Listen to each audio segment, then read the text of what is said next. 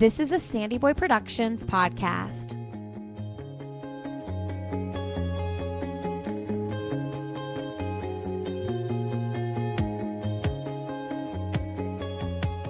Welcome to Finish Lines and Milestones, a podcast for everyday runners.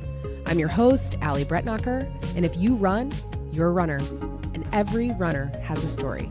Join me each week as I share these stories and we celebrate finish lines and milestones together. This week's episode is brought to you by our friends at Amazfit. Amazfit is a global smart wearable brand that designs smartwatches, fitness trackers, and health technology for active lifestyles. They have a slew of different products all in the same ecosystem. I have the Balance 2 for a GPS watch, as well as the Helios strap that I wear to track my sleep. And they also have a ring, they have headphones, and it's all in one place. They have an app called the Zepp Health app that has everything all synced together. The pricing is more competitive than the big brands that you're used to, anywhere from $99 to $399. And you can get like $1,000 worth of value for half the price. So I just recently wore my Balance 2 for the CNO Financial Indianapolis Monumental Half Marathon, and I absolutely love it. I don't have to worry about it dying. It has 21 days of battery compared to the Garmin I have, which has about 4. And it also has no subscriptions. So there's not additional fees on top of what you already get. So if you would like to check out Amazfit, go to their website, use code ALLYB, ALLYB, and you'll get 10% off of your order. Thank you so much to Amazfit for supporting this podcast. And now for my guest this week, I have Caitlin Johnson, previously Caitlin Walsh, and she just ran a 3:29:45 at the Monumental Marathon. It was not what she wanted. She wanted, as you'll hear later on in this episode, she wants to have a sub-3 marathon under her belt, which I know she will get, but she's been dealing with an injury. And so then she thought about a 3:20 to time qualify for Chicago. But given the pain it seemed like she went through during this race, I am so proud of you, Caitlin, for not giving up and for finishing. I loved cheering you on just before that last turn. Congratulations. This episode was actually recorded before I even did the Marine Corps Marathon. So if you want all the nitty-gritty details about Marine Corps and my Indy Monumental experience, you can go to my blog or check out the race recap episodes that are on the podcast feed. So my blog is at athletebouquets.com under more, and you'll find my blog there. Or if you prefer to listen like you are doing on this podcast, you can hear it in the feed. So I don't know if I'm going to do that for every race. It takes me forever, but I feel like it's nice to have it all somewhere that I'll be able to look back at and remember what an incredible weekend both of those weekends were for me. So with Caitlin, I got a chance to finally sit down and get to know her. I've met her a couple times briefly around Indy, but I loved getting a chance to hear about what field hockey is and how she ended up in the sport. She's now the head coach for the Ball State women's field hockey team. We also talk about how she's a coach from the fitness side. She's an OrangeTheory coach. She's also coached CycleBar, F45. So we talk about that. We, of course, then talk about her running journey, her signing up for her first half marathon at Philly, going back and running the full at Philly. And we talk about Drez, her now husband, how they met, a little bit about his running journey as well, how she's worked with her own coaches, pacing a marathon after only running one marathon. We talk about her Boston experience, how she is now an ultramarathoner. And I think you'll really be inspired by Caitlin, who perhaps at some point will be a running coach too. I was like, you're a coach of all the things. Like, when are you going to be a running coach? So we'll see. She's got a lot on her plate. So thank you so much, Caitlin, for coming on. And I hope you all enjoy this conversation with Caitlin Johnson. Caitlin Johnson. Yes. How do you like the sound of that? It seems like a very basic last name now, but I feel like it's easier. Caitlin Johnson. Yeah. People are like, is it Walsh Johnson? And I'm like, maybe for like Ball State coaching for a little bit for like the transition, but yeah, Caitlin Johnson. It's so exciting. Okay, what was the date that you got married? So we got married October 11th, so last Saturday. Oh my gosh, last Saturday. Yeah. I swear I've seen a million pictures. It feels like it was a month ago. Yeah, it's crazy. So the photographer that we used did our engagement photos. She's really sweet, and it's funny because when she left the wedding, she was like, I'll get them to you in a couple weeks. And I woke up the next day with like, here's a sneak preview. I couldn't help myself. Oh, that's the best. It was awesome, and they were beautiful, and I can't wait to get the full album. But oh my gosh, she looked incredible. Thank you. Oh, and where did you get married? We got married at Milltop in Noblesville. Oh, I've never heard of that. Yeah. And so with that venue, they can have like 3 weddings at a time, which seems really crazy. Yeah, it does. And so we originally were going to get married this spring of 26, but my dad's not doing so well. He has dementia. And so sorry. It's okay. We wanted to like expedite things a little bit so that we can make sure that he was there. And so it ended up being 50 people in their skylight room, which is beautiful because it obviously had like the natural lighting coming in. But it was honestly the best day. Like the weather was perfect. So I know. Yay. Yeah, it was exciting. Well, congrats. Thank you.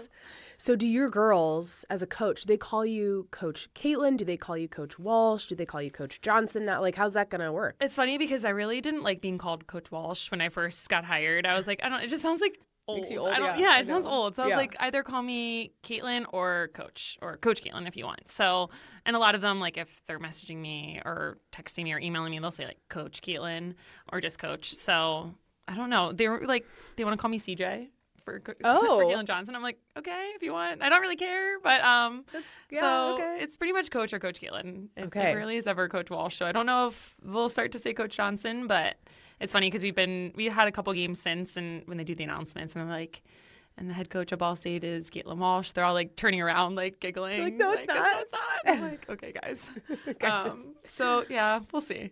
Oh my gosh, that's so fun. I went from being Hill to being Brett Knocker. Oh gosh, so you went the opposite direction. Yeah, I went way opposite. So yeah, so at least easier, but it's easier, yeah. But I just feel like it's so basic. It's like, oh, you're a Johnson, yeah. I'm sure people still, because I don't know why I want to say like there's Johnson and Johnston. Yes. Which I feel like people will still butcher, even though Johnson well, some people is didn't like know. so easy. Yeah, some people didn't. They were like, "Is it Johnson or Johnston?" I'm like, then they had me questioning. I'm like, "It's Johnson." You're like, I don't know. Well, say whatever you want. I don't care. Yeah. Oh my gosh. So I just touched on coach. That you're coach. You're also not just the head coach for Ball State women's field hockey, but you're also an OrangeTheory coach. Yes. And you've been doing that for quite a while. Yes. Yeah. So I want to say it's like 4 years. A couple of them I spent when I was an assistant at Kent State in Ohio. That's when I started my OrangeTheory coaching journey. Okay. And I've always been a member. I was a member since like 2015, 2016. Whoa. I know. Crazy. So I've always loved it. And so I eventually made the change to becoming a coach. And it made the transition really easy when I got the head coaching job here for field hockey to just continue coaching OrangeTheory. Yeah. And I say it's like my fun job. Right. Well, I mean, also saving so much money for getting paid to do it. Yes. Yeah. Instead of the other way around. I've tried OrangeTheory and I do love it. I just have to curb my spending on all the things fitness. So I work out at home for that part. But at least I'm self-motivated. So I know that I get a better workout when I'm in group fitness kind of format. But for now, my husband does F45, which I know have you coached at F45 as well? Okay. Yes. He loves that. But so he's doing the group fitness while I'm in the basement, which is fine. It's fine for now because I mostly motivation's do good. I feel like I have a bike at home, and sometimes I'll use it, sometimes I won't. It's just if I am motivated that day, I will. But yeah, and seasons of life too, depending on what's going on, how you can fit it in, all of the things. So you're not originally from this area, no, which I find fascinating, which also makes sense with the field hockey thing, because I don't know anything about field hockey. I didn't know we had field hockey in Indiana. Yeah. So I went to Miami of Ohio, which is a big hockey school. And their field hockey program's really good. Okay, I was going to say, I'm sure we do have field hockey. Yes. But I never knew it existed, really. So tell people what the heck field hockey is and how you got into it as a kid. So I started in 3rd grade. It is big on the East Coast. So, no one in the Midwest knows what it is. They'll ask me, like, field hockey? What is that? Is it lacrosse? I'm like, exactly. Yeah. Is it like lacrosse? It's called field hockey. But I say it's kind of a mixture of soccer and lacrosse in a sense. Okay. So there's 11 players. You play with one side of the stick, which is kind of strange. So there's a flat side and a round side. So you can only play with one side. And there's only, I guess people say, oh, it's not really for lefties because you can't really hold a stick that way. Oh, so it's made one way. It's such a weird sport. I really don't know how I got involved. And we play, at least in college level, you play on an AstroTurf, which we water. So we have like water cannons that water the turf, which basically keeps it a little flatter and smoother. Interesting, because obviously it's not like growing. Right. Yes, exactly. So we water turf and we play field hockey on it with a round hollow ball. But I started it in 3rd grade, and I feel like it was one of those where it's super big on the East Coast, and all of my friends were like, we should play field hockey. And I'm like, sure, why not? Yeah. So, Okay. I mean, at that point, we were playing all the sports and all the things, and I really enjoyed it and started to get really good at it and started to play travel. And then it was one of those where like, oh, I could actually go to college for this. And so, yeah, I fell in love with the sport completely, and now it's my life and what brought me into the Midwest. Yeah. So, yeah. So, okay. So for field hockey, is the goal, what is the goal like? So it's a square goal. It's a little bit smaller than a soccer goal. So Okay. soccer, I feel like, is more like rectangular. Like hockey's more square. Okay. And yeah, you can. But hit is it the in air same? and- What are the lines at all? Are they completely different from soccer and lacrosse, like the Yes. lines on the field? Yeah. So we play over 100 yards. There's a 50, and then we have two 25s, and then from there's a circle. And so the circle is like 16 feet out from the end line, and that's the shooting area. So you can only score in the circle. Oh. Yeah, and we still have like short corners and stuff, which kind of like soccer where it's like a corner kick. Okay.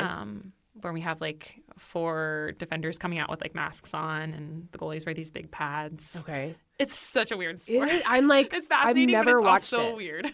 I need to like go look at. I need to go watch videos of it or something Yes. to like familiarize myself because I can't even really.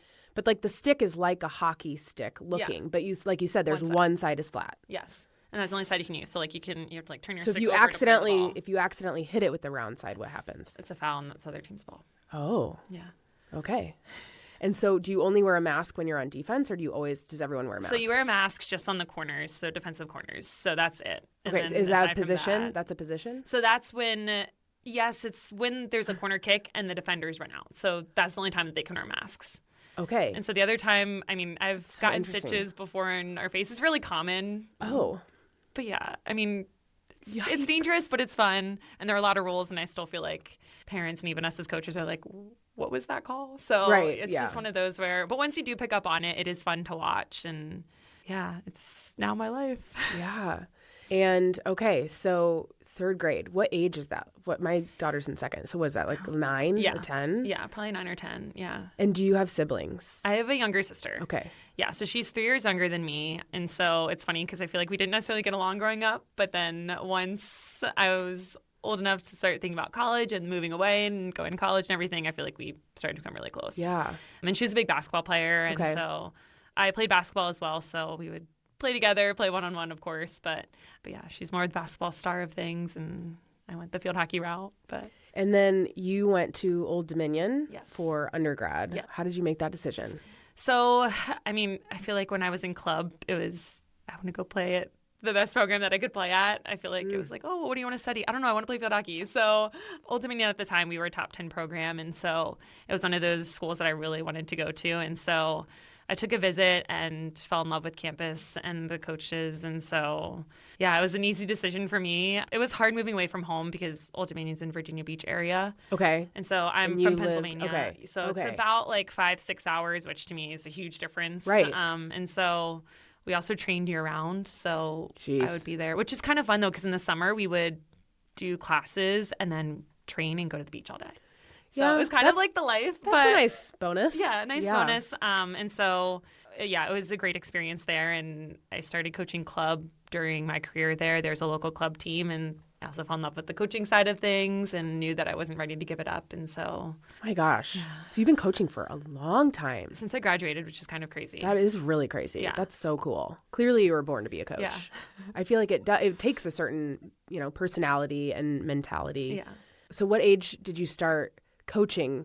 Like what age of girl? So do you coach the club side, which yeah. was like high school age? Yeah. So club was like high school, middle school. Like it kind of just depended on the age group. So anywhere from like, I didn't really like coaching the U12s and U14s because I feel like the patience level for me is not there. But Yeah. But then I got to coach the high schoolers where they think they know it all and half their parents make them be there.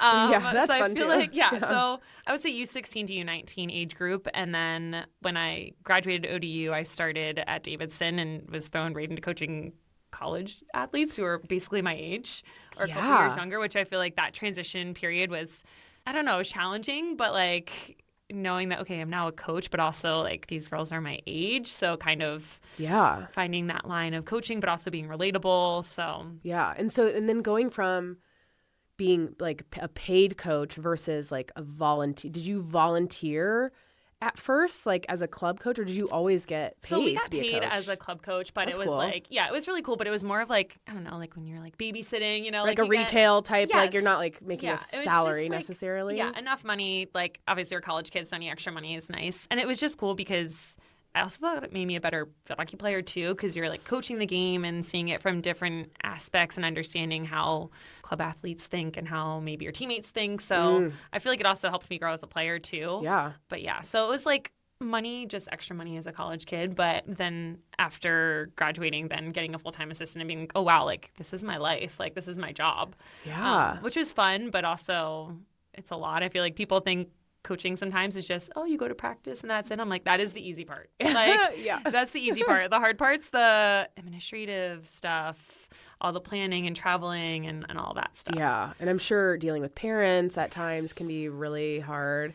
And do you have any like certifications or ongoing education? I mean, I think of people who've gotten into run coaching as an example, like, I mean, even group fitness. Right. So what did that look like? Did you go get a certification for that, or like how does coaching, not really. I mean, my major was sports management and I minored in marketing. So I had some type of background in that in terms of just like for more of the administrative side of things and just knowledge in that. But aside from that, I mean, there are stuff that we do, like Ball State's in the MAC conference. So there's different, I don't know, trainings and seminars and stuff that we can do, just more so not necessarily for certifications, but just for your growth as a coach and person.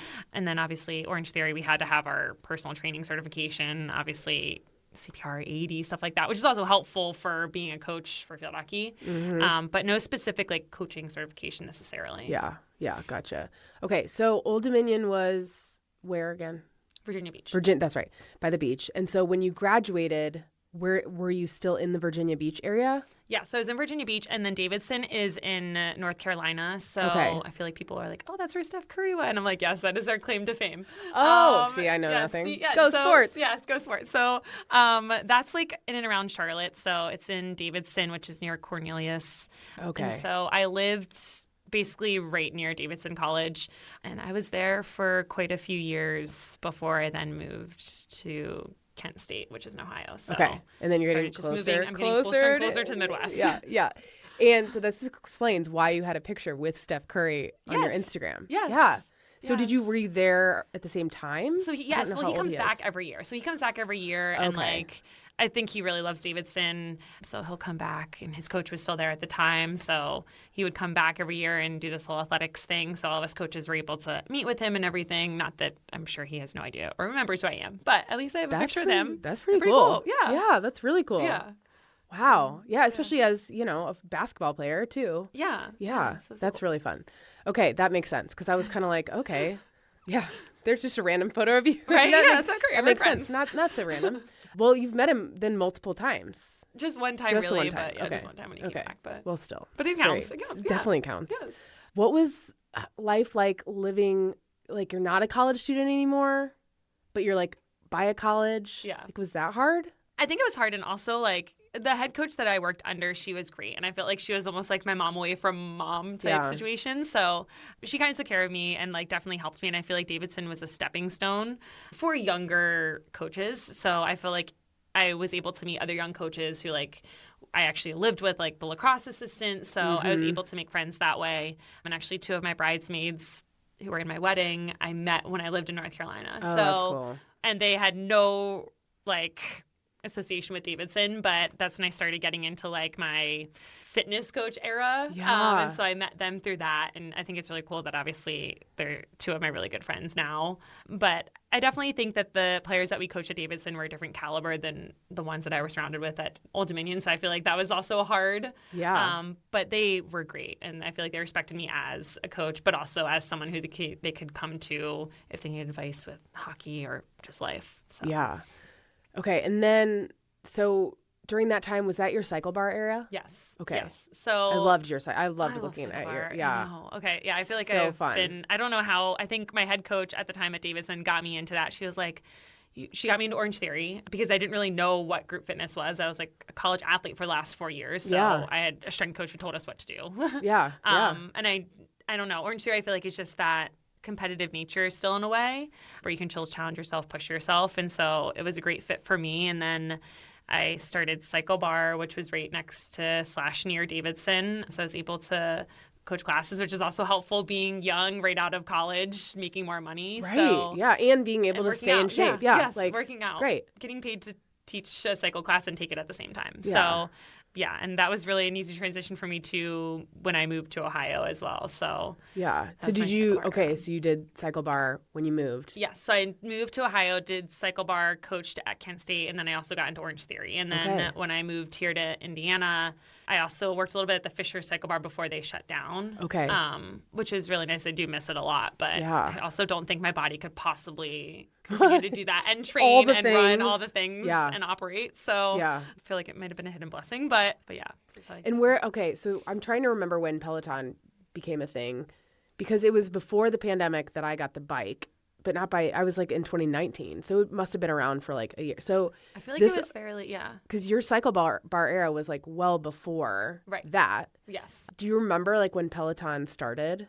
Were you working at CycleBar? I was at Kent State because I was in Ohio, and I knew we had a couple of members who did do the Peloton, but also still would come take classes just for like, again, the group fitness atmosphere. Right. But I feel like it probably started getting big around the time when I was there. Yeah. So I do remember that. But I still feel like we had so many people still involved in CycleBar, which is good. Yeah. I would be curious what that number looks like now that there's so many things that Peloton can offer, which is amazing. But but it's also like a lot of people, like my husband, like he needs to be out of the house with other people. Yeah. Like he does not like being alone in the basement. That's not his jam. For me, I'm like, sweet. I feel like I would enjoy that. Yeah, it's like my alone time. Yeah. Yeah. Well, especially when I do it when the kids are not there, because then when the kids are there, it's a different story, but it's fine. That's why I have like a baby gate that I put around my treadmill. Like, leave me alone. You stay in here. You just don't get close to it. Yeah. So, and then you did F45 at one point too. Yeah, that was before. That was in Ohio before OrangeTheory coaching. I was still a member at OrangeTheory. I feel like I was poached to become a coach there. Yeah.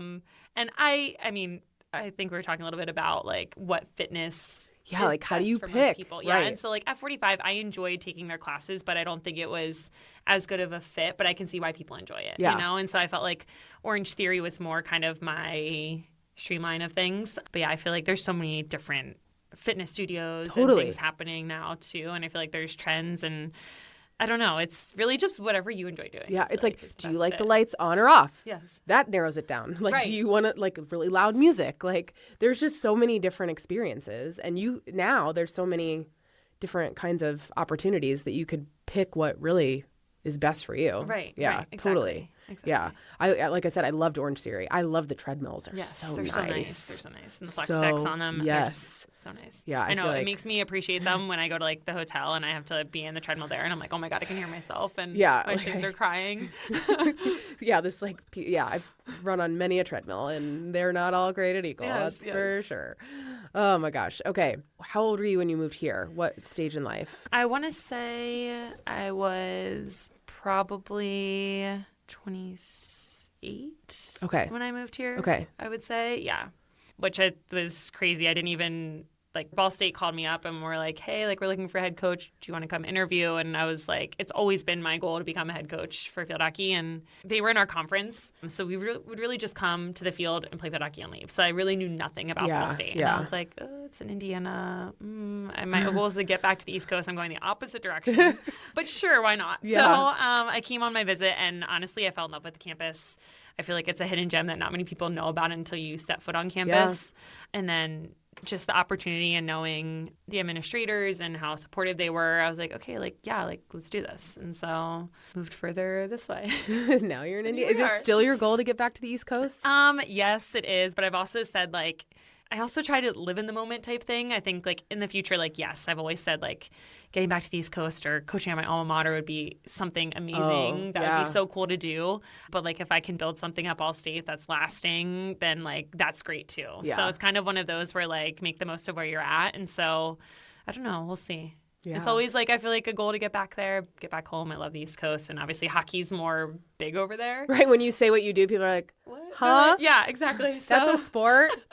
So could be the goal, but I'm okay where I am right now. So yeah. So how many years have you been at Ball State? This is my 4th season. Okay. Yeah.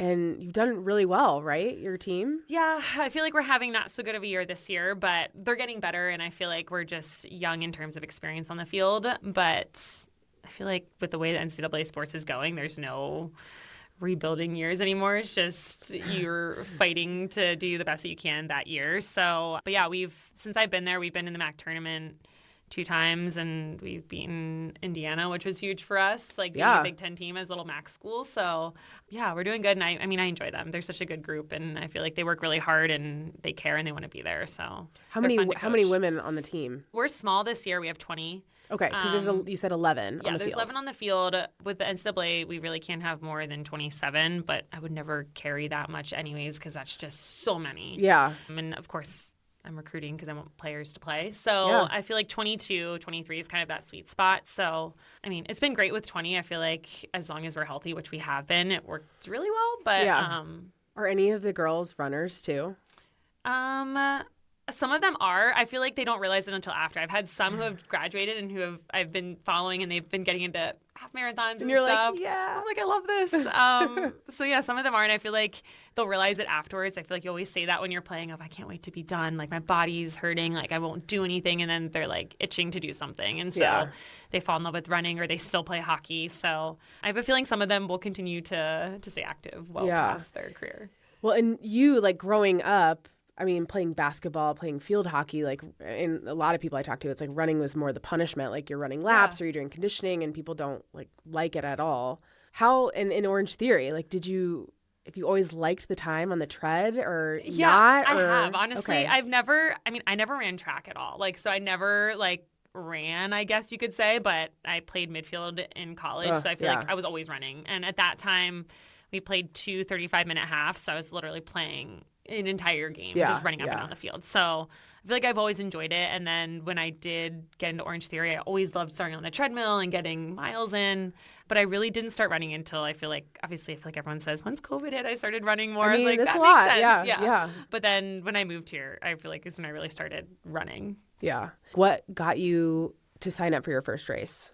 I would say a lot of it has to do with the OrangeTheory coaches. I feel like when I got here, the community that we have within our ownership group, I feel like they're all runners. Like we're doing 5Ks, they're doing 10Ks, halves and fulls. And I'm like, what is this? Like racing? Like I truthfully had no idea anything about it. And so I also think my sister talked us into doing it because we were like, we should sign up and do the Philly half marathon. And we're like, it's back in our hometown. Like, how fun would that be? Oh, yeah. Yeah. And so myself and 2 of my friends, and they're also OrangeTheory coaches, were like, let's go do it. So and my sister and her now husband also ran it, and I enjoyed it. I didn't even remember the first half of the race because I was just so I don't know, in all of everything. Like the atmosphere, what was going on. I was like, what is this? We're racing with bibs on. Yeah. Where are we running to? Like, I don't know. It was just really cool experience. And then I feel like I got the bug and Yeah, you did. Yeah. You definitely did. Yes. And okay, so you mentioned the OTF ownership group that you're part of. Which locations here locally? So locally, it's I work at the Fisher's Geist location. Okay. There's also Nickel Plate, Carmel, West Carmel. Which one? Okay, I was like both of them. Yeah. Okay. So both Fisher's location, both Carmel's, Ironworks, Broad Ripple are also a part of our ownership group. Noblesville. So those are the kind of ones that are local. And so we kind of share if we need to sub in places. So I feel like we're a big coaching community. And Coach Katie Watchell, she was on this podcast. Yes. Like feels like forever ago now. But yeah, she's the reason I tried OrangeTheory actually for the first time because I was like, okay, like fine, I'll go see what it is. And I knew I was going to really like it. Yeah, you're like, why did you do this to me? I was like, I know I'll like it. It's not that. It's the other part. It's the other part. But now I want to keep doing it. Yeah. So did you go to Philly with Coach Katie? Yes. Okay. Yes. And she actually was my coach at the time because at that point I was new to running. I was like, what is this run coach thing? Like, do you need to run? Like I was she was your running coach. Yeah. So she was someone who she had her own clients that she worked with, and she was like, yeah, like let's do it. So she and my sister both used her. Actually, I think my sister didn't use her for the half. Okay. But so I used Katie for the half. For your very first race. Yeah, my very first race. That is a really important thing to point out because obviously there's a through line in your life of coaching, but most runners probably don't have a coach, first of all. Yeah. But like people like me, I mean, I ran for, 10 years before I got a coach.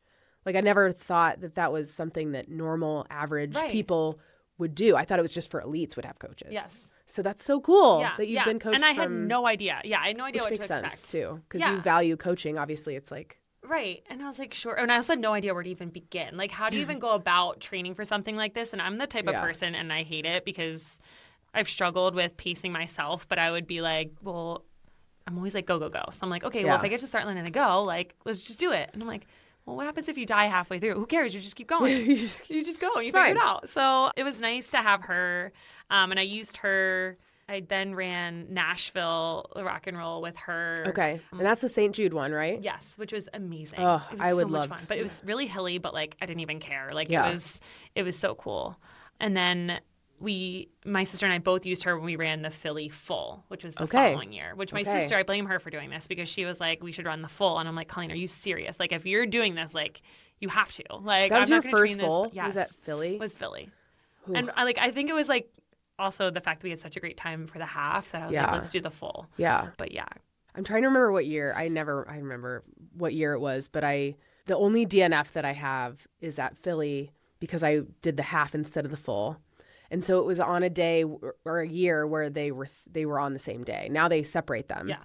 But it was literally like I had done Chicago and then was going to do Philly. It was the first time I've ever tried to do two, and first and only time I've ever tried to do two full marathons in a season. And I was not coached at the time, and I was so sick. I had no business running at all that day, but I was very stubborn. I get that. I was there with all my girlfriends. We were there. I was like, I'm going to do it. But like, I remember I was so cold. I like picked up somebody's like throwaway shirt off the side of the road and put it on. Oh, God. That's how desperate I was. And I was like, there's no way I'm going to do this. And so I at the halfway point, I'm like, yep. I'm going to go this way and I'm going to finish. And I guess it's a good thing that they're both on the same day. Amen. Like seriously. Because I had that option. Because at least you could have, Yeah. I mean, otherwise it was going to be brutal. Yeah. And the chicken broth at that race, I've talked to our team at Monumental. I'm like, we need chicken broth. It's awesome. It like brings you back to life. Yeah. And I mean, the weather, I feel like for both the half and the full we got lucky on, like, it was a little chilly, of course, at the start, but I feel like it was like beautiful by the end of the day. Because Philly is a little later in November. Yes. Like the week before Thanksgiving or something like exactly. that. It's the week before Thanksgiving because I feel like my family's always like, can you stay? I'm like, I wish, but I can't stay like a whole week through. Oh, that would be nice. I know. It would have been really nice. Yeah. But it was so cool. And then Drez came with us when I ran the full, he did the half. Okay. Nice. Which worked out really well. And the fact that they're on 2 different days, so we could all just support each other. And Katie and my other friend who ran the half with us, they didn't run the full, but they came and supported, which I thought was really fun and really cool. Yes. So they had a fun time spectating. And I feel like it was pretty easy for them to navigate and kind of figure out like where they could meet us multiple times throughout the course. But yeah. Well, I don't know. I was like, isn't it like looped up at one part? It kind of loops up and like goes near the zoo. And then, it's kind of hilly, but I don't know. I enjoy it. And I feel like the Philly streets are awesome. And like, there's so many fans. And they like, you go through University City and all the marching bands are out there. I don't know. It's just a cool environment. Yeah. I almost need to redo because it just like, it was such a blur. I keep telling people like, if you want a good half or a full, like go to Philly. Like it's just especially if you've never been to the city and like it's so historic and everything. Like it's just, maybe I'm biased. But. Yeah. One of my running friends, Kim Bauer, she's the one, we went there because she lives there. And so it was nice to have like, experience her city and like she knows the stuff the places, and it was great. We need to do that again. If you're listening, yes, we need to do it again. Maybe I'll just do the half and just like not even. I don't know that I need redemption for the full. It just is what it is. But yeah.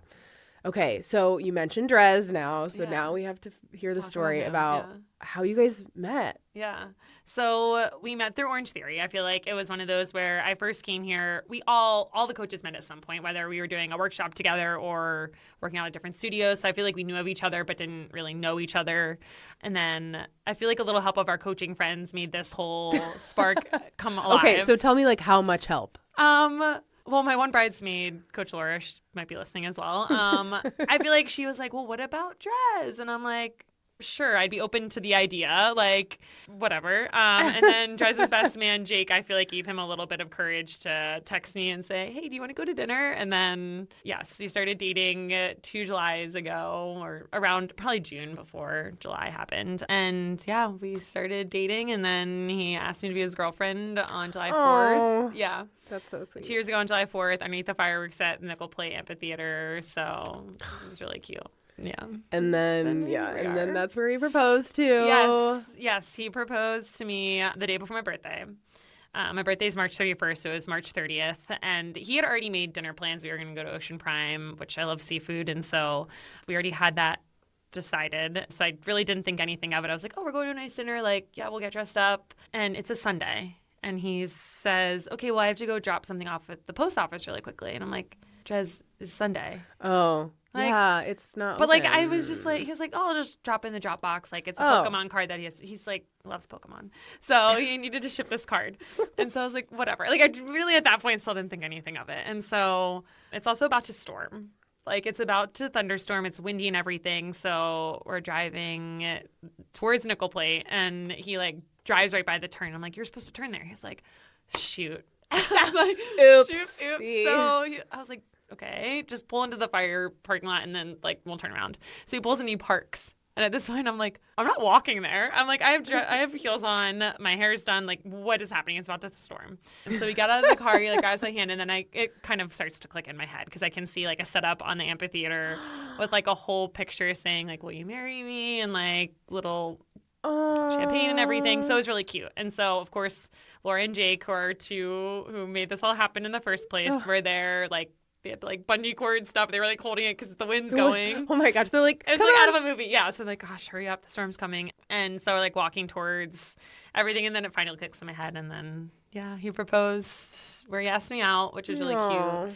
And then we had little firefighters in the back over the intercom saying congratulations. Oh, that's really cute. Yeah, it's really cute. That's so fun. And then we had to, like, quickly get out and go to dinner because of our reservation and also because of the storm. But yeah. Oh, that's so fun. It's sweet. It was really I sweet love and that. very thoughtful, and definitely something that I feel like is definitely him, like something thoughtful like that. So it was really sweet. So did you coach? You kind of, like, knew of each other. Do you coach at the same location? So he coaches at Ironworks and Broad Ripple. Okay. Are his main two studios, and I'm more Geist, and sometimes I'll sub at Carmel. Okay. So we didn't really cross paths that much. I feel like we would cross paths more so at Ironworks just because I'll work out there sometimes because it's closer than going all the way to Broad Ripple necessarily. So yeah. We crossed paths, but weren't never at the same studio. Yeah. I feel like I saw him a lot this training block on the Monon in Carmel. Yes. Which was unexpected. Yes. Because does he like just to, or I don't even know, would he have, like, run all the way from Fishers? So he did great during his training block this season. He really wanted to PR his marathon, and he used Chrissy D as his coach and did amazing, and she was great for him. But I feel like the Monon's easy for him with, like, working at Ironworks and just being able to run straight down the Monon, whether it's at Nora or over at Aurora Road. So okay, yeah.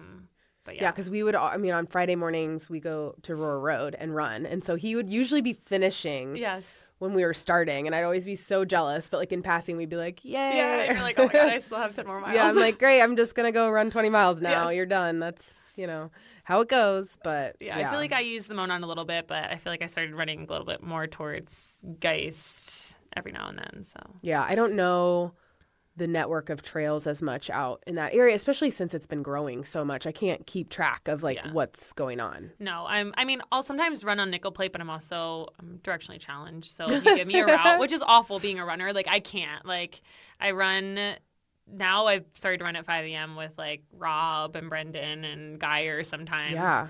But thank God for them because, also when you're talking in a group at 5 a.m., you don't even know where you're going. Like, it's dark out, so I'm like, whatever. As long as I'm with them, they'll figure out the route, and I'll just get back to my car somehow. Which is nice. So I've started to do that, which has made it easier because you just get up and you get it over with. Because I will never run at 5 a.m. by myself in the dark, as a female especially. Right. But yeah.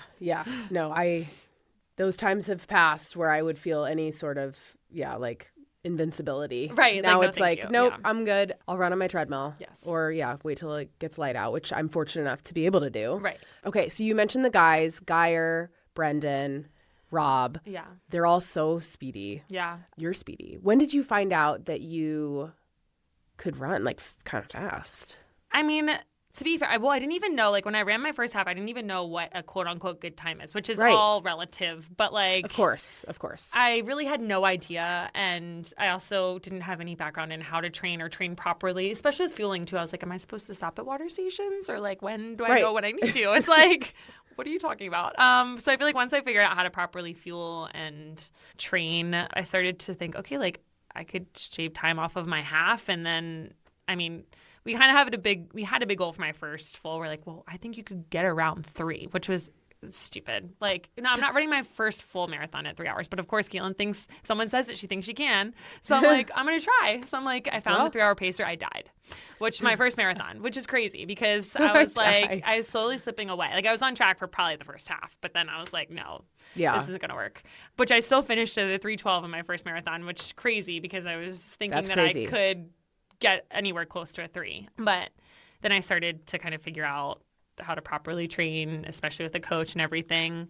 And so I feel like having those guys, like, yes, they're speedy. So by me running with them, I mean, I'm doing like easy runs with them, or they're easy paces for both of us, which sometimes they're slower, probably slower for them than they want to. But, or like if we go to the track, it's like we're at the track at the same time, which I don't know. Like I'm running with a group like that who like, of course they have banter between themselves, which is all healthy and friendly, but it's nice because like they also like to see each other win and do well. So like for them to be like, come run with us, like, I don't know, it's really cool to have them supporting you and saying like, hey, like, so cool. This is, like, you're doing great, or like we're running around the track and someone's like on an interval, you're just saying like, you got it, or good job. So I don't know, it's a fun atmosphere to be a part of. And so they're fast, and I mean, Rob always says like, surround yourself with people like that because it's going to make you better. Right. Totally. So, I mean, being able to like, chase down some people like that, or just be like, on the track, being able to watch and be motivated by people like that, I think is really cool. Yeah, or the ones who are like, who's running at 5 a.m. or like, I don't want to, but because you asked, now I feel like I have to. Yeah, it's just that, like, obligation to do it. Yeah, so. Yeah, now I remember the time that you and I first met in person was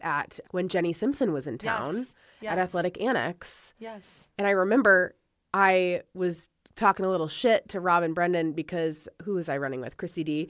We had turned around early. And so we were like running in front of them. I'm like, look at me, I'm in front of you guys. It's like the only time in the whole ever that I'm ever in front of them. And we were I don't know why we were trying to go back fast, but we were. And so it was just kind of funny. But I can't fathom like even easy runs with them would be like a really tough workout for me. But like you said, it's all relative. Like, I totally understand. But I think it's really cool that you have that crew. Yeah. So you started coaching with Katie. And then you were with Matt Ebersole for a while too, right? Yes. So I used him after the Philadelphia Full. I just wanted to qualify for Boston just because I thought that'd be cool. You didn't at a 3:12? I did. Okay, I was like, Jesus Christ. That was my only goal. And so at that point I was like, okay, like I really just wanted to run Boston. I really didn't have a goal for that time. And I loved Katie. I loved the training that she did, but like, you only know what you know. So I was like, oh, like, let's see. And so I asked around and people had nothing but great things to say about Matt. And so I used Matt and ended up going and PRing in my half at Napa, which that course is beautiful. Of course, you're in freaking California, wine country. Yeah.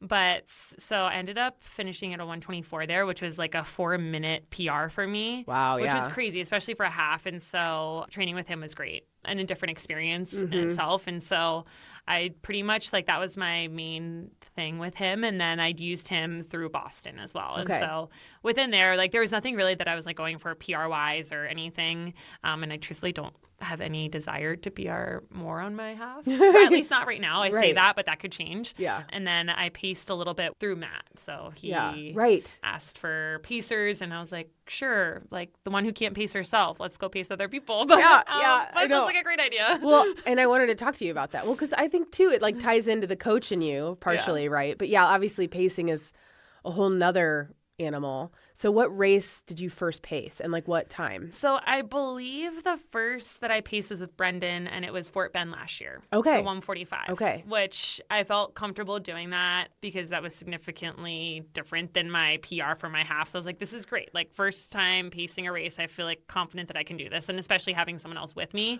who's never done it before. We're like, we're winging this. Good. Blind leading the blind. Yes, exactly. Which was great. Fort Bend was awesome. And we had a lot of fun doing it. And I was like, okay, like I enjoy this. Like, it's so cool, like, being able to support people trying to achieve their goal and helping them get there and, like, motivating them. And so Matt also asked for pacers for Monumental for the full. And this one scared me a little bit because I was like, I've only run one full marathon. That is what I think is nuts, Caitlin. It was nuts. That's crazy. And I didn't pace. Like, I died. So I was like, what do you mean you want me to pace this? Like, and at that point I was like, Matt, do you think I can? Because I was like, I truthfully don't know. Yeah. And it was a 3:25, which... I mean, that's pretty, and it was the BQ for the women. Women, yeah. And I was like, that's pretty... Thankfully, again, I was with someone else, which made it seem a little bit better.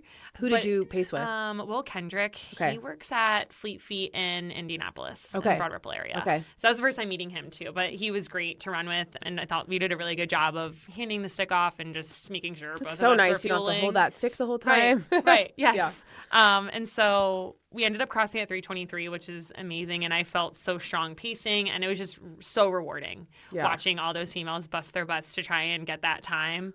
And to have like runners come up after saying like, thank you. And it's like, you don't need to thank me. Like you did you did it. Like you just had to stay with us and you did it. But I don't know. It's again, the coach in you where it's like, this is why I coach. It's like the reward of your athletes and runners and everyone else who you support. So, but yeah, it was crazy. I was like, okay.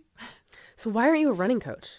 I don't know. I don't think I have enough hours. I was going to say that is a fair answer to that, but it's also like seems like it would fit in pretty nicely well, with all the coaching. Myself out too because I still feel like I could do better with pacing and everything like that. Sure. So I'm still figuring out how to properly train and all. Well, you could always tell people what to do differently than what you do yourself. Yes, exactly. That's funny. Well, I was just thinking, gosh, with all that you have. I mean, maybe at some shoot. I mean, who knows? It someday, who knows? Okay, so let's talk about your experience then at Boston. Yeah. Which year did you run? This past Boston. Yeah. This year? Yeah. Oh my gosh. Yeah. It was. Okay, how was it? Quick break to let you know that this episode is also brought to you by Cure. Cure is a plant-based, hydrating electrolyte drink mix with no added sugar. It's a natural, delicious, and convenient way to keep you and your whole family hydrated without the artificial stuff. I am always looking for better ways to hydrate, aren't we all? As runners, we constantly need to be drinking water.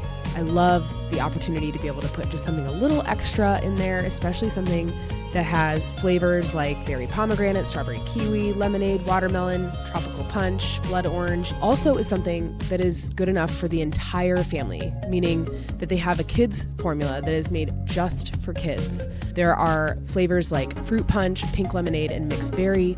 I will tell you, my kids like the pink lemonade and they will drink it, which is great to be able to replace the sugary lemonade with something else that they still like. So if you need to be more hydrated, which I know you do, for Finish Lines and Milestones listeners, Cure is offering 20% off your first order. Stay hydrated and feel your best by visiting curehydration.com/AllieB and use code AllieB at checkout to save 20% off of your first order. That's curehydration.com/AllieB and use code AllieB for 20% off your first order. Thank you so much to Cure for supporting this podcast. And now back to the show. This year. Yeah. Oh my gosh. Yeah. It was. How was it? The most incredible experience ever. And so I knew right away pretty much that I would be fine with the time that I had because at the time I needed a 3:30. Okay. And I was at 3:12. So, and at that point, Matt and Katie, both my previous run coaches, were really confident. They're like, yes, great. So I kind of jumped the gun and already booked an Airbnb because I knew it would be crazy and everything. So we stayed in Walton, which is a little bit outside of where the heart of Boston is. Right. That's got to be pretty strategic in terms of where you stay because start or finish line, I don't know. Right. It's kind of crazy. And again, I didn't know what to expect. So I'm like asking around and like my sister has friends who live in Boston. I'm like, this is a first experience for me. And so we booked an Airbnb, booked our flights, and it was the most incredible experience ever. And Drez even had the time of his life as a spectator. Oh, I bet. Yeah. So we got there and we went to the expo the first day that we were there. And it honestly just felt like you were I don't even know. Like you were at some type of big event and you're like this VIP person. Like you're walking in, grabbing your bib, and like the streets are all blocked off. Like it was so cool. It was so cool. And the weather was absolutely amazing. My goodness. I actually had two friends from Pennsylvania who were there who qualified as well. And so we were able to run together. We were in the same corral. So we met up in Athletes Village, which was so cool because that in itself is an experience. Like you're riding a bus with strangers and you're like, oh, what's happening? And Athletes Village is huge. And everyone's just posted up waiting for their time to start making their way. And then walking like almost a mile to get to where the start line is. And so we get to our corral and literally there's just so many people. And then we take off and it's Boston's different in a sense of everyone's fast, so you're just in a blob of people the entire race. Where like when other races you go to, I feel like there's little packs that break off. You separate, which was also so cool. Like there's people all around you, and the streets are just absolutely lined. And everyone's screaming and cheering, and like you can hear the roars as you're about to turn, and all like the Nike billboard signs. Yep. Like it's just so fascinating. It's one of those where you like really soak it in, and I don't know. The hills were pretty. I mean, the course is tough, especially if we're running in Indiana and running on the Monon. It's like you're not really training that unless you are. Yeah. But I feel like people are like, was Heartbreak Hill really that bad? And I'm like, I don't think it was Heartbreak Hill that was bad. It's like the placement of where the other hills were in the race. Yeah. It was tough. And I feel like crossing over the finish line, I was like in tears of like happiness of like, what did I just accomplish type thing? Yeah. And so I also crossed the finish line saying I never want to do that again. And here I am like, oh my God, I think I could do it again. Just because it's so hard and just such an overwhelming experience. Yeah. And I told Drez, like, don't even try and catch me during the race. Like I had enough fuel on me that I would be fine, and I knew it would be a hassle trying to figure out the planning of that. It's like, just meet me at the finish line. Like go enjoy being at the finish line. And so yeah, it was so cool. Did you have a time goal going into Boston? Going in, I really just wanted to finish under 3:30, which was our time to qualify. I just wanted to I knew I didn't want a PR there. I wanted to enjoy it. Yeah. And so I ended up finishing 3:25, which it was fine. Yeah. So I was like, this is great. Like, weather was great. But I had the time of my life. And it's funny because I at first, like, you know, everyone's like, the Boston jacket. Yeah. I wasn't going to, like, I was like, no, I don't want one. And Drez was like, God. you have to get one. Yeah, I was hell like, is no, this a you thing? did not I didn't know. Okay. Yeah, so he got me one. So I do have a Boston jacket. Whew, that's good. I was like, you're supposed to. I'm like, are you? I don't know. This is my first time here. That's so cool. But well, I'm like, I guess, you know, it's all, how like, are you supposed to know? Yeah, I was so naive. I'm like, okay. Well, I mean, do you remember how you first found out about the Boston Marathon, like that you had to time qualify and what that looked like? Because I feel like a lot of people, like either you know or you don't, I guess. I mean, I didn't really know too much about it. Like I knew Yeah. enough about it that like I knew that you had to hit a certain goal. And I feel like, I don't know, I say that I hold myself to such a high standard. And I feel like if I have a goal, I want it and I'll do anything I can to get there. So I was like, let's freaking do it. Like, let's go for a Boston Marathon goal. And so I knew it was a prestigious race, and I was like, that'd be so cool to do it. And how there's only a select number of people that can get in. Yep. And so, yeah, I knew how big it was, but it was incredible. Ugh, I want to go so bad. Such incredible. You have to. You have to. Yeah, I'm almost 40, which makes it slightly easier, but they keep changing the time. So I'm just like, I don't know.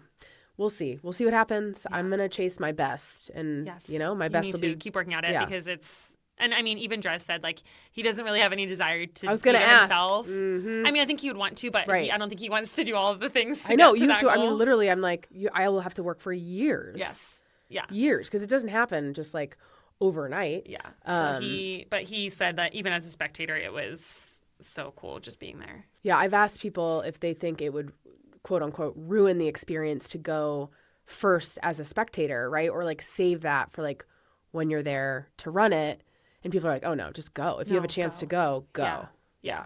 And I think, like, people say, do you want to run it again? And I said, I'm kind of torn because I really enjoyed the experience that I had. And I was like, I just want that to be a memory. But it would also be really cool. Like, I'm sure if the opportunity came up or if I raced and I did qualify, like, yes, why not throw your name in and try and get in again? But I'm really happy with the experience that I had. So right now I'm okay. But if the opportunity comes up, of course, like it'd be so cool to run it again. Would be so cool. Yes. Yeah. Oh my gosh, I'm just really glad you got a jacket. I know, me too. Me too. I'm like, now it makes sense why I should have. Just like you were not coming home without one, so you went and got me one. I was like, okay. Was it the light blue year? Yes. Okay. It's light blue. Yeah. I have they shown the jacket for? I don't think so. Year? I don't know when that happens. I don't think so. Yeah. Anyway, it's such a big deal having one for sure. Yeah, I forget who it was that I was talking to that does not have a jacket. And I was like, well, how do people know? Right. Well, now I feel like they need to go back and get one. Or like, yes. So I have my T-shirts from, I'm like, okay, well, something. Yeah, like, something. That's at least crazy something. to me. Yeah. Do you and Drez train it all together? Do you do like easy runs with him sometimes? Or are you guys mostly like doing your own thing? So we're on different paths. We're different paces, but we'll like go for runs together at the same time. So like there'll be times where we'll be like, oh, like, hey, let's go to the Monon. He might have a 40-minute run and I might have X miles where it like lines up that we'll finish on the same time. So we're running at the same time sometimes. And there were a few times during both of our marathon blocks where he would bike with me and I would bike with him. Oh, that's nice. Which is really helpful. And I think like for him especially, like this is almost his redemption marathon block. So I knew that for him, having someone there during his long runs would be helpful, especially fueling wise and motivation wise. And so it was really nice to like watch him crush a 20-mile that maybe he didn't get through in his last block, you know? Right. Yeah. So it was really nice, and being able to do that and knowing that when you're going on your long runs, you're out there for like 2-3 hours of the day. And it's like, it's nice to have someone just there. So we would pretty much bike with each other. Or there were a couple times like when we went just to Chicago for the weekend, or even in Boston, we would just run together just for like fun runs where it didn't matter. So that was nice. And he's probably like, slow down. Yes. Well, that's what he doesn't. He doesn't like going on the bike with me because he says that it's like a workout, which I can understand. So that's he's kind of like, funny. it's He's not. like, It's I need an e-bike. Just get an e-bike. And right. He's like, I'm moving and this hurts. Yeah. I could see that. But you're supporting me, and I love that. Please, I love it. Thank you so much. And so you are also a ultra marathoner. Yes. So like, okay, this is crazy. I mean, within the last 5 years, right? You've really yes, I can't even count on two hands like how many races I've done since I moved here, which is wild. It is wild. It's wild. So which did you do first, 8 hour or the full mo? So 8 hour would have been first. The first year I did the 8 hour, I was on a non-competitive team. Okay. Which was so much fun. It was two of our coaching friends, Drez and I. Okay. So this is the year that we first started dating. Yeah, it was so much fun. It was so fun. So we just really had the time of our lives. And then the next 2 summers, I did a cup team with OrangeTheory. So we put in a competitive team. The first year we lost to TJ Daly's track club. And then the second year, this past year, we lost to, I think it was like Butler track alumni athletes. We're like, guys, we're so close, but like, why? Yeah.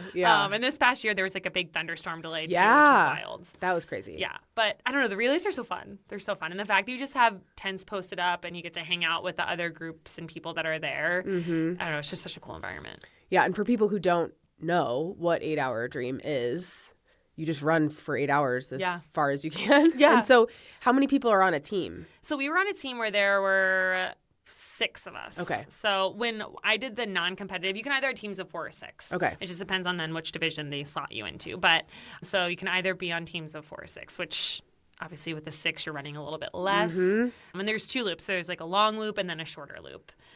So, I mean, I don't know if anyone's really figured out the strategy of which one's the better way to go. I feel like it also depends on who's on your team and kind of where you are towards the end of the race. But yeah, it's fun. Yeah. And then the full mo is quote unquote just your, just a 50K. Casual 50K down the Monon. Yeah. So I don't know what made us decide to want to do that.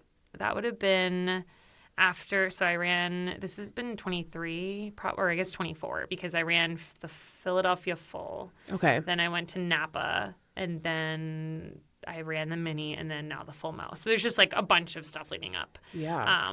But that was really cool. So we started in Sheridan and literally just ran the Monon. Yeah. And so Drez and I both did it.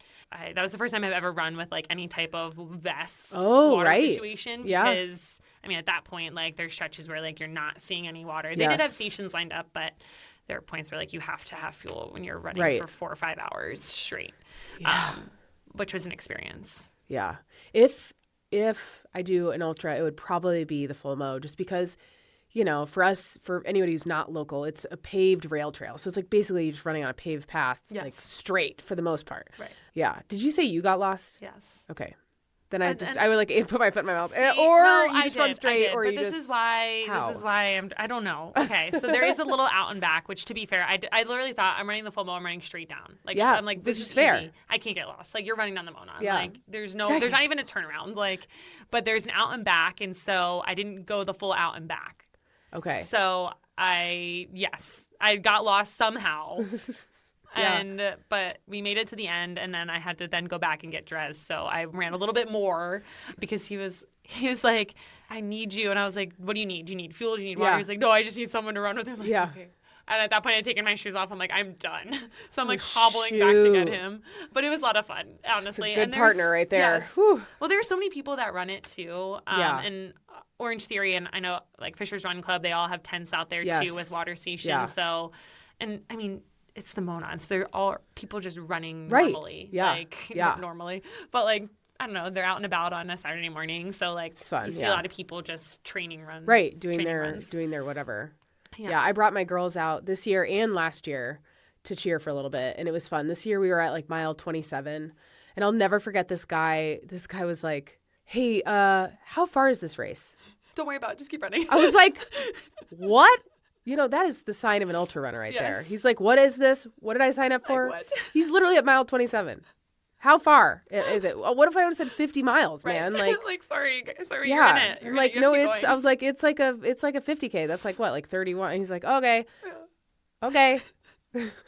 Runners are nuts. Yeah, runners are nuts. I don't know if I didn't mind running that distance because it's one of those where it is truly endurance. Like I don't know. It's like the half, I feel like that's hard because you're like running really fast, knowing that, okay, if it's kind of a longer distance to do that, where the marathon you're pacing a little bit and then the ultra is definitely endurance. Is like, okay, what pace can I hold that I know that I can last for, So I don't know. I feel like I would want to try one of those backyard ones because I feel like those are fun. Oh, yeah, Prairie on Fire. Yeah, like Prairie on Fire stuff. I feel like that would be kind of our next thing to try. Yeah. But yeah. Yeah, I went out there this year for the first time just to spectate, and like the environment's really cool. Kind of like 8 Hour, you got all the tents everywhere, and it's like people are just, it's wild. Like the setups of these tents are pretty, like people have like, the shoe organizers of fuel and like. I feel like you'd have to do it like that, and like their chairs and blankets and everything. Yeah. And like, okay, they're like they're really, business. there's a lot. I feel like I would have to go again and spectate and then go again. Like I'd have to really like take notes and figure out what I need. Yeah, absolutely. So, man. So now you have this year, you have Monumental coming up. Yes. I'm coming back off of a nagging injury, so unsure what that's going to look like. My big goal that I will probably have until I get it would be a sub-3. Like, I feel like that's kind of a next thing for me. That's a huge jump from coming from a 3:12 type marathon, so I feel like I've talked with Geyer, who I'm using for my run coach, kind of about, like, that's, like, a huge goal, but, like, what else building up to that? Like, a PR, then maybe a 3:05. So we have like the tiers of goals where honestly anything better than what I did previously is great. And so we might have to tailor that a little bit depending on, we're like less than 3 weeks out from Monumental. Yeah. And so I've been on the elliptical for some of my harder training runs right now. Oh my gosh. Did Rob teach you his? Unfortunately, yes. And I don't like it. It's like, I don't like the elliptical. And there's nothing against it. It's just like, it's not for me. Like, but I also like I'm at the point where like I tried running outside. I'm like, I literally am limping while I'm running. Like, this is not good or smart. So I'm on the elliptical for those. I'm able to do my easy runs outside, which is nice. Yeah. So getting some mileage outside. Today I tried my longest run in the past couple of weeks and felt okay right now. So I'm hoping that will be okay later on and tomorrow so that I can at least get to the start line of Monumental and confident enough because I want to be able to at least put up a good race if I'm going to race it, Yeah. So we'll see. Will you be around a pace group at all? Are you going to have your own plan? What do you? So it's funny because Matt Ebersole is looking for pacers for that, but and you're like, no. You're like, I'm okay. So my first goal would be if I'm feeling up for it, that sub-3, but I feel like it might not be the race for that, and I've come to the realization that there are other training blocks, and this is not the end all be all. I know. It just sucks when you put in so much work, and especially since this injury kind of came out of nowhere, and I was like building momentum and feeling strong and fit, and I was like, wow, like I'm feeling more confident in this goal, and so to have something like this happen, which is unfortunate, but I'm thinking maybe streamlining things and maybe just getting a qualifying time for Chicago, and then maybe using that as a build for a PR and sub-3 kind of goal. So we have different avenues and options to choose from. It's kind of just what's going to make the most sense and be the smartest decision. Yeah. Because I know like my stubbornness is saying just go for the sub-3, you'll find a way to do it. But it's also like, okay, but am I going to injure myself more? Is that worth it? So I don't think that's hard. But yeah, so it's fine. I feel like I've come to the realization and doing what's best. And so it'll be one of those putting our heads together of myself, Geyer, and PT. Yeah. Like, okay, here's that What line. should we do? Yeah, what should we do?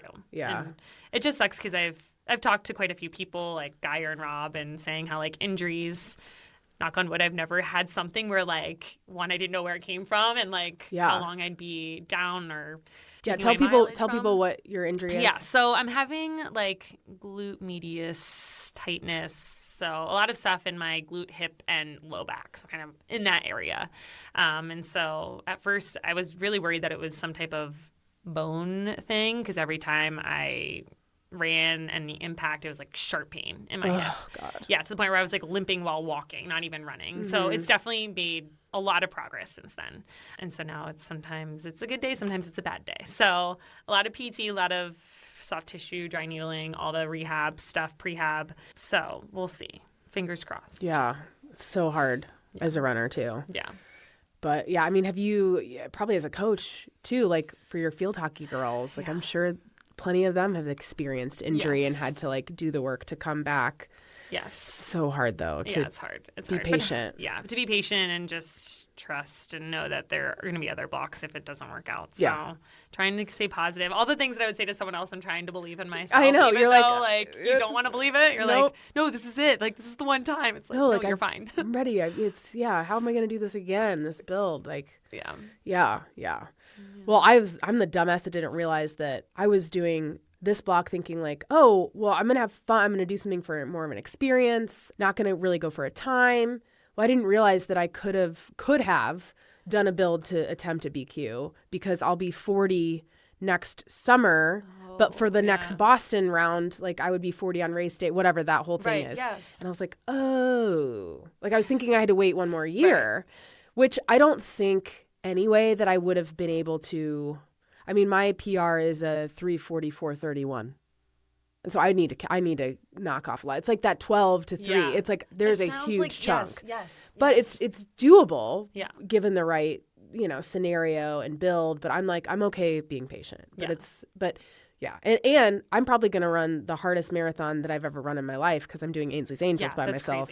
And there's hills. That's harder. That's harder than trying to BQ, I think. Like, I mean, I don't know. That's harder. I will report back. Yes, I need to know. I mean, doing it inspiring. Doing it at the Indy Mini is an absolute blast. But this year I had 2 other women with me. So we rotated every 3 miles, right? So it's like, that's really nothing. And then the year before it was 2 of us and same, like it was challenging, but like in a really fun way. But now like moving all the way to the 26.2 distance and then just doing it alone. I'm like, You got it. Honestly, when I saw you guys at the Indy Mini, I was like, this is so fascinating. And it was like same thing when I went to Boston. There was like visually impaired runners. And I was like, this is so cool. Freaking, like, this is amazing. Like, I don't know. It's just so cool. So that's a good reminder to talk about the Indy Mini because you ran as an elite. Yeah. What was that experience like? It was really cool. That was 2 weeks after Boston. So I was... Jesus. Yes. So I had originally... And my elite time was through the Napa Valley. Right. Okay. PR. So that... Did you place at all in Napa? That's 120. I think so. What is 124? I don't think I placed. I would have Women win in like 120 some, right? Yeah. Like, but I feel like that must have just been. I mean, it is a fast race too. Right. So, but still. Yeah. Wow. Yeah. So that qualified me to race as an elite, which I truthfully didn't even think about running as an elite. But again, Rob Jackson, I will blame him for this completely. He was like, oh, you should run as an elite. And I'm like, yeah, sure. Why not? That sounds like a great idea. Yeah. But I was like, honestly, like when else would be the opportunity. Yeah. So I qualified to run as an elite. So you basically get your entry waived and you run in the A corral and you take off as an elite. And so I'm not going to lie, after Boston, my body was wrecked. And I was like, good God, like I have to run as an elite athlete in 2 weeks. Like I didn't even know what the expectations were. Like I was like, I don't want to let the Indy Mini down by not being able to run as an elite or like slacking on it. So, but it's really cool. Like it's truthfully not so much different. You just get to run in the front and get a little bit of VIP treatment. But to say that you ran as an elite athlete, I feel like is really cool. And so it's an experience. And the bib is cool. Do you do something special with it? So I have it. I want to frame it. Okay. Drez actually framed my Boston. He got like the time and framed my medal in there, which I was really appreciative of. So I saved my Indy Mini bib because I was like, this is probably the one and only time I'll ever run as an elite. I don't know about that, but still. Maybe. But yeah, it was really cool. Yeah, that's such a cool experience. That's wild. So I would highly, anyone who's listening, if you have the opportunity, freaking do it. Like just to experience it is so cool. Yeah, it's so cool. So what time is the qualifier for Chicago? 3:20. 3:20. Oh, okay. So 3:20. So that's why I'm like, if I can just... That feels reasonable. Yeah. So if I can just knock out a 3:20 and then be okay and happy with that and then try another build to get closer to a PR, then that might be the move. Probably is the move. Yeah. It's annoying. I know it's super annoying. annoying. But at least I know that I was still doing the build and I can bounce back from it, especially the last couple of weeks. So we'll see. Yeah.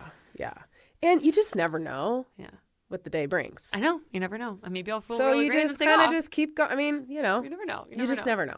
Yeah. So that's why it's so hard. It's like back and forth with yourself. You're like, yes. oh, but I could I'm I'm feeling good. Even for a race that I'm going to run for somebody else, I still am trying to I wonder if I could run it faster than I ran it 12 years ago. Yeah. You good? I might be able to. That'd be pretty cool. With 4:24 was my time. Okay. And so I'm like, And my PR is 3:45-ish, so it's that's a huge chunk of time. Yeah.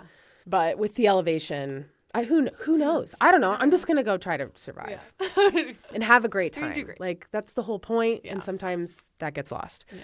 Let's transition and talk about some more fun stuff. Okay. Because you have a lot of tattoos. I do. So I think that the name of this episode is probably going to be The Girl with the Dragon Tattoo because it just makes so much sense. But you have a ton of beautiful tattoos. Yeah.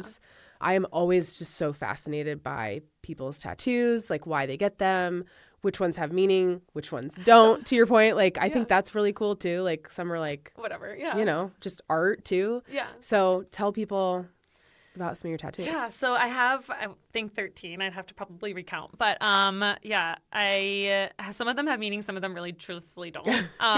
So I have some of my favorites. I do have a leopard on my thigh, which I'm working towards a full arm sleeve and leg sleeve. And so, my tattoo artist, he's back in Pennsylvania. So shout out to Jason. But has he done all of your tattoos? Not all of them, okay. but all of my, I would say big left ones. side and bigger pieces. Okay. And he's an absolute artist. And so I went to him originally. I have a lion on my forearm that resonates with me a lot. I do like that one just with just what a lion represents, and obviously being a monarch at Old Dominion, so it has ties there. Wait, say that again? The Old Dominion Monarchs. So our mascot's a lion. Okay, when you say monarch, I think of a butterfly. I know a lot of people think that. I'm Yeah. like, no, we were not the butterflies. Yeah, because that doesn't sound so scary. No, What's monarch? Is also another word for a lion? I don't think it's a lion. I'm not really sure. It's not a lion. Okay. I'm not really sure what it means, but okay. We're the ODM Monarchs, and our Big Blue is our lion mascot. Okay, so it's just... So, yeah.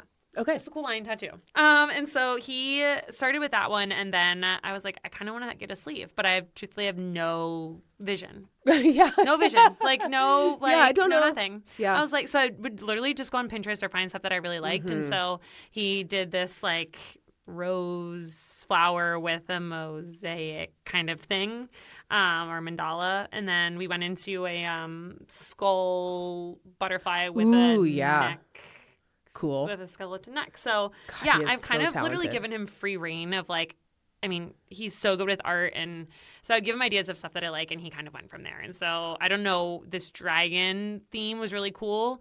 And I was like, I really want a tattoo of a dragon, and I want to be known as the girl with the dragon tattoo. I feel like that's cool. So cool. I was like, why not? So cool. I have a dragon on which a lot of people love the dragon. It's so beautiful. Yeah, it's awesome. And so I wish I could see it right now. Yeah, I can't see any of your tattoos. I know. I should have worn shorts and my running clothes from earlier. But so those are probably some of my favorites. I have this little heart rose on my hand that he did as well. For my aunt, she died of breast cancer, so that's just a little kind of thing for her. And then I have a couple really random ones. So there's one on my inside of my ankle that is a ghost tattoo of 0. Oh, right. Yeah. Yes. So this is Drez and I, when we were dating, I had this fun idea. I was like, it's Friday the 13th and they do $13 tattoos or whatever it is. Some tattoo shops open up and they're like, we're going to have $20 flash tattoos on Friday the 13th. So I'm like, this could be such a cool date idea. Let's go. And he's like, what? Did he have tattoos already? Yeah, a couple. But okay. He's just like, sure. So we literally waited in line for 8 hours to get ghost tattoos. His is a dabbing ghost. That's so funny. You'll have to ask him about it. I need to see it to fully understand. Yeah, it's just a random tattoo. Yeah. But yeah. And 0 is the ghost. It's the dog ghost. Yes, yeah. That's fun. The dog ghost. And so those are pretty much some of my favorites. And then on your back, what's the one on your back? Yeah, so the one on my back says, "She who is brave is free." Oh, so cool. Yeah, just a fun quote. But yeah, we're hopefully working towards that arm and leg. I kind of wanted to do a rainforest jungle theme on my leg, but I don't know how long that'll take because, of course, he's back home. But Yeah. But yeah, I don't know. Tattoos are just fun. I never thought that I would be the one to have tattoos or to think Really? that I would want a sleeve. Yeah. It's kind of crazy, but. It is crazy. Yeah. I got a tattoo when I was 21. My first tattoo. And it's on my foot and it's in Thai and it says Allie. Which now a fun party trick is you can use the Google Translate app and hover over my tattoo and it'll say Allie. That's Swear. so fun. Yeah. That's so fun. A guy who was giving me a pedicure taught me that. And I was like, this is hilarious. I had no idea you could do that. Thank you. And then I have my husband and my oldest daughter. And then my youngest daughter, she's getting ready to be able to write her name. That's so sweet. And then this is my first fine line. And so now I'm like, ooh. It's addicting. It's bad. And especially when you get to the point where you don't care what it is. Like, yeah, I care to an extent, but I'm like, with him, I'm just like placement and find cool things and I'm cool with it. Yeah, well, I can see now why people say, like, find a style and an artist you like. Yeah. And then, like, really, then it's truly art. And I totally see that. And my neighbor's the one who used this girl. And I saw her tattoo. I'm like, I need to go to whoever that is. And so, but now I've like seen other people with tattoos where I'm like, who's that tattoo artist? Yes. And I like now follow a bunch of them. Yes. Yeah. Yes. And you just find the style that they are. Like, I mean, there's some like styles of tattoos where I'm like, not for me, but it looks so cool on you. Right. Like, which I love. Right. I don't know that I would ever do color. No. I like just black. Yeah. And then for Lady Gaga, I recently went to the concert and I put a thigh tat on that I got on Amazon. And did you like it? And I kind of like this one and keep it. My friend Kate was like, "Does it make you want a thigh tattoo?" And I was like, "Absolutely not." And then it was a few days and it was still there, and I was kind of like, "Huh." It is pretty cool because it's like not something you see all the time. No, exactly. But like when you're like running, and it was like a wolf, That's so very cool. Lady Gaga, and so I was kind of like, I never thought that I'd like consider cool. that. They are. I'm not gonna lie. When my tattooer started doing my leg, I was like, this hurts, like the shading. But I was like, I'm in it now, so like, you don't really have a choice. But like, I would say, that was pretty bad. That was probably my worst feeling one. The shading on it. I was like, and now I have to go the whole leg. Easier or harder than running a marathon? Oh God, I don't know. Yeah, the pain sweats It might be different. harder. It might be harder. I don't know. Yeah, like the shading and then the constant and just like sitting there. And you're kind of in control of the pain when you run. Yeah, so you can like kind of. I mean, I guess you can put your mind somewhere else with the tattoo too. But like, I don't know. At least you're moving, you can get distracted. But like, if you're just sitting there, and, like watching them shade, and you're like, I'm in pain. But the fine line one on my forearm didn't hurt at all. It was crazy. Really. She's like, it's going to feel more annoying than painful. And it was true, which makes sense because it's such a dainty thing versus like, I don't know, like more intense, like true art where it's like, really some ink. This one felt like almost like a kitten scratching you. I don't know. It's like it's more annoying, but like, the shading's the worst. Yeah, that's so cool. Yeah. Oh my gosh. I really want a running related one. Yes. But like not like super, I don't know. I love my 26.2 diamond necklace. And I thought I would love to get like a 26.2 like as diamonds as a tattoo. Could be kind of cool. Yeah. Especially if it was like, I don't know. So anyway, I'm thinking about stuff. Yeah. Always thinking about stuff. But that's so cool. Yeah. I love the ghost one too. That's hilarious. So it's so crazy. It's one of those that will not have a story to tell. But yeah, right. You're like, we have ghost tattoos. Yeah, we have random ghost tattoos. Like, what's that? Oh, it's just random Friday the 13th tattoos. Yeah, yeah. And then do you have one dog? Yeah. And remind me your dog's name. Zane. Yeah. Zane's so cute. He's really cute. Do you run with Zane? No, I do not run with Zane. No. He'll be 5. He's a Belgian Malinois. Okay, I've never heard that in my life. They're very similar to German Shepherds. Okay, because that's what I thought. Yeah, they're canines. So they're used for police officers and military. Super energetic, super smart, super loyal. He's really sweet. I feel like he loves to run outside. He loves to run around, but I don't know how. And I've never trained him or had the patience to do so because I'm like, if I'm training, I'm running and I don't need somebody to mess me up. Yeah, exactly. Yeah, totally. But I feel like he could be good, but I also feel like he'd need to work on his endurance because I feel like he can go for a little bit, but then he gets tired and then he's ready to go again. Yeah. So, but he's so sweet. Yeah. He's so sweet. Oh, he's so cute. Will you get any more dogs? I want another one. I know, I do. But I also kind of wish that I did it at the same time when we got Zane. I was like, we probably should have gotten another one. So you had like a playmate. But, yeah. I mean, he always just wants to play with the ball. Did he like Drez from the get-go? Yes. They were I think buddies? He likes him more than me now, unfortunately. But it's fine. They're best buds. That's great. But yeah, he's so sweet. So and then you got married October 11th, like you said. Did you do a honeymoon? No. Are you going to? Yes, we are. We're going to a honeymoon in December. So we actually just booked it. We're going to go to Puerto Rico. Okay. Like my current visa, or not visa, passport. My passport expires in the middle of December. Ugh. So it's one of those where like super annoying. I had to do that once for Mexico Well, that's the thing. I was like, ideally, we wanted to go to Mexico or somewhere in the Caribbean. But because I was thinking ahead, thinking like, oh, like I'm going to need to get a new passport anyways once my name changes. Like, let's just wait. And then I was like, well, shoot, now we can't go because your passport can't expire within 6 months. Which I think is the dumbest thing in the world. Right? Well, why not just have an expiration date then that's like the true expiration date? Yes. Like, what's or like the point? have it be like the duration of your stay, which I know sometimes it is, but because if that were the case, then we could have gone to Mexico. So we're kind of going through loopholes and being like, okay, well, we can go to Puerto Rico on my driver's license and ID. Right. So at least it's somewhere warm and tropical. I was like, that's what I care about. So. And I just saw, I can't remember, I think it was Puerto Rico that there's now a direct flight from Indy. Yeah. I think we actually connect through Charlotte, but I mean, whatever. That would be cool. But still like, that's nice. Yeah. I've never been. So me report neither. back. So yeah. I'll let you guys know. And December will be a wonderful time to get out of here versus October. So True. Yeah. I know. I can't wait. Yeah. That'll be a huge celebration. Marathons behind you, like weddings behind you. Yes. And which race did Drez just run? He ran the mill race. That's right. Columbus. Okay. Yeah, I did know that. Awesome. I feel like that was my first time truly spectating. I mean, I spectated when he ran the half, but to like actually be a Sherpa for someone for like a full, I was like really cool, but also very stressful. I was like trying to figure out. How many times did you see him? I saw him pretty significantly, but the mill race is hard because it's small. And so like, I don't know, with bigger races, you kind of figure out where you should go. Because you're like, like that's definitely part of the course because there's people on it. Where like the mill race, I'm like, do they come through here? Because like there's not really many spectators. Yeah. So, but I mean, I think I probably saw him about at least 3 times, and then again That's great. at the finish. So, and I was able to refuel him and everything. That's good. So it worked out really well. Nice. Yeah. So it was fun. Yeah. One of the nice things about Ainsley's Angels is I will get to have pockets in the chariot. True. Yeah. So that's like store everything. So I'm like, what can I? Well, because I don't know if I'll do it for the full, but at the mini I had a speaker. Playing music for my rider. Right. So yeah, I got to figure that out. But anyway, so that'll be nice. But it is really nice. I've never had somebody like bring other stuff for me. Yeah. I don't know. I think that would stress me out not knowing for sure that I would get it. Yeah. I mean, it stresses me out as that person. Right. I'm like, shoot, like, and there's one point where he was like, thank God I had already planned to meet him somewhere, but he was like, I need this. And I'm like, thank God I was there. Yeah. Because like, if not, then, I mean, you're on foot trying to like maneuver through the race. I'm like, and at that point I literally was like limping. I was like, oh my God, like I hope I can get there for him. Yeah. And there were so many other people I feel like within the community who are running it too. So it's really cool to see people. But yeah, that's fun. I've never gone down to that one, but me neither. I mean, that was my first time, but I thought it was really well run. And I was like, okay, maybe this is people say great things. Especially for if you're looking to run fast. Yeah. That's what I hear.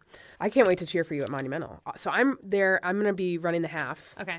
And I'm running the half because it's 2 weeks after my full. I'm like, so I fully was like, okay, I'm just going to volunteer because I'm on the boards. I'm like, I'll volunteer all my time instead of running this year. Yeah. Well, then we announced our legacy program where you get a medallion if you've done 5 years of any one of the distance. So this will be my 8th, maybe half, 7th or 8th. And so I'm like, well, now I have to register and sign up so that I can get my medallion. So I will be there for the half, and then I will probably stick around and spectate. That'll be fun. And so well, hopefully, I'll have to look for you. Hopefully I'll be there. Well, that's fingers crossed. You'll be, I'll be there. I'll be there. Yeah. I'll be there. You'll be there. You'll be there. Yeah. Okay, so I'll ask you then to the podcast questions then, I guess. Yeah. Man, this flew by. I know. Okay, so what is your favorite running song and or mantra? Songs are hard because I feel like I go through phases of I love listening to the song when I run and then, oh my God, I'm sick and tired of hearing this song. Yeah. And to be fair, I feel like I don't listen to a lot of music when I run. I feel like I'm more of a podcaster person. Mm-hmm. But the mantra that I feel like, or at least quote that I really like is no risk, no story, which I feel like it's just like, just challenge yourself. And whether it works out in your favor, great, you have a great story to tell, or you learn from it and it's still progress. Yeah. So it's kind or of you have a great story to tell where you're like, I got picked up by the, I don't know, like, right, exactly. What other story? Yeah, like you have another story to tell, or I don't know, just use that extra motivation for that next block. So that's kind of something that it's like, take the risk and do it. And that would be a good tattoo, Caitlin. Right? No risk, no story. Yeah. Stop it. You're eating perfect. my addiction. Yeah. I'm surprised you guys didn't have, like, have you seen the weddings where they have tattoo artists there at the wedding? No, that would have been awful, but such a great idea. my husband and I's families would have like been like, no, that doesn't work. Anyway, so okay, and now next finish line is Monumental. Yeah, Monumental. Hopefully, at least qualifying for Chicago and then going from there. So. Yeah. What are some of your dream races? I mean, any of the majors really are some of my dream races. It is hard when I'm in season because we play in the fall. So, like, getting to Chicago and New York is tough. Right. Which I already looked at 26 for Chicago, and it lines up really well. So that's kind of something I'm eyeing. I mean, racing in Australia would be freaking amazing. Mm-hmm. Like, that'd be so cool. And Hawaii, I've heard great things about that, too. I don't know. I feel like destination races where, like, you can also make totally the most with of you. it. Yeah. I'm totally with you. I want to, like, pick a place I want to go and then find out when their marathon is. It's awful, though, because I feel like all my vacations are around races. It's like, why can't I just go on vacation to vacation? Yeah. It's like, no, you have to find a run to do. So yeah. I know. It's hard when you're a runner. It's just kind of like how it goes. You're just like, that's what I want to do. Yeah. Oh, man. This has been so much fun. Yeah, I'm so glad we finally got to do this. Me too. I can't wait to cheer for you in November. It's so close. Thank you. Oh, and thank you to everybody who has listened. And happy running. If you enjoyed this episode of the Finish Lines and Milestones podcast from Sandy Boy Productions, please go share, rate, review. It means a lot. That's how other people find out about this show. And if you're new here, thank you. Thank you so much for listening.